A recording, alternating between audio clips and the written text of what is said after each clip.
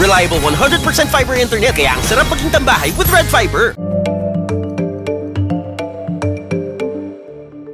The Health Department is set to shake up the structure of the Philippines' Interagency Task Force for the Management of Emerging Infectious Diseases, or IATF-EID. This comes amid calls to abolish the task force even before President Ferdinand Marcos Jr. took office.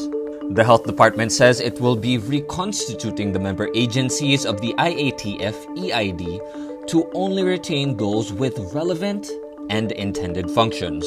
The plan to reorganize the IATF was discussed by DOH Officer-in-Charge Maria Rosario Vergere during their cabinet meeting with Marcos on Monday, July 18. Vergere says the DOH will also eventually replace the National Task Force against COVID-19. She says they will instead use as platform the National Disaster Risk Reduction and Management Council.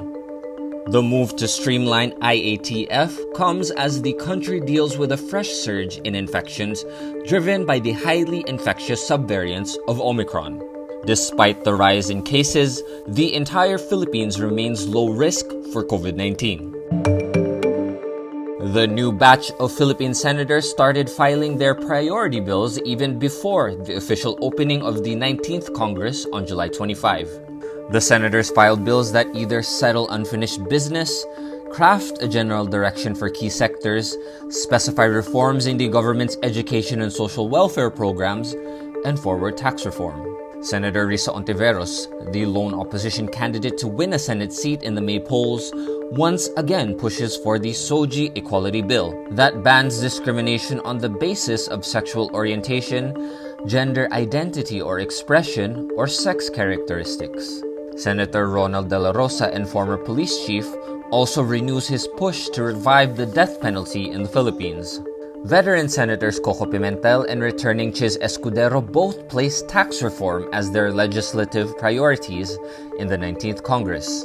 Meanwhile, a mix of novices, returning, and incumbent legislators begin by authoring bills laying down a general vision and direction for key sectors like trade, public health, education, infrastructure, agriculture, and labor.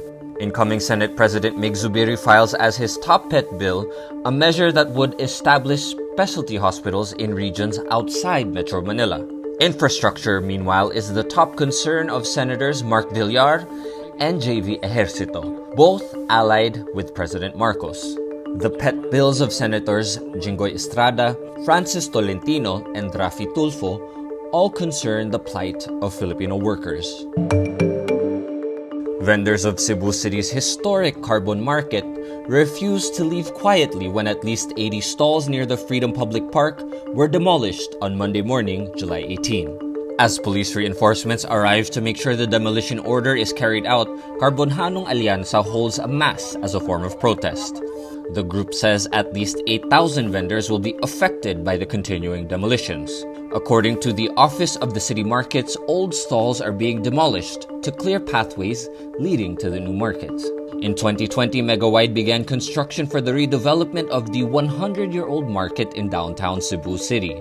On July 13, the Office of the City Markets sent notices to transfer to all vendors, space occupants, and stall holders. Vendors were given until July 18 to comply with the directive or be forcibly moved out. Japan's Ice Prince Yuzuru Hanyu on Tuesday, July 19, says he would turn professional and retire from competition. Hanyu is a two-time Olympic figure skating champion whose attempt to pull off a third gold ended in a fourth-place result at the Beijing Games in February. A skating phenomenon whose determination has been legendary, he became the first man in over half a century to win back-to-back Olympic golds at Pyeongchang in 2018. It is the end of a storied competition career for the man considered one of the greatest skaters of all time. His run includes 2 World Championship wins, 4 Grand Prix final crowns, and 6 victories at the Japan Nationals besides the 2 Olympic golds. In a news conference in Tokyo, the 27-year-old says he sees the next stage of his skating career as a beginning, not the end. K-pop boy group 17 releases on Monday, July 17, the music video for World, the title track for their latest album, Sector 17. The World music video sees the 13 members of 17 in their trademark fresh and groovy sound as they sing about a new world that awaits them. Sector 17, which carries out 4 additional tracks, is the repackaged version of their Face the Sun album released in May. Their members say that while Face the Sun shows their hot and passionate side, the additional songs in Sector 17 are mostly light and heartwarming. 17, a 13-member K-pop group under Pledis Entertainment, is set to hold a 2-night concert in Manila on October 8 and 9.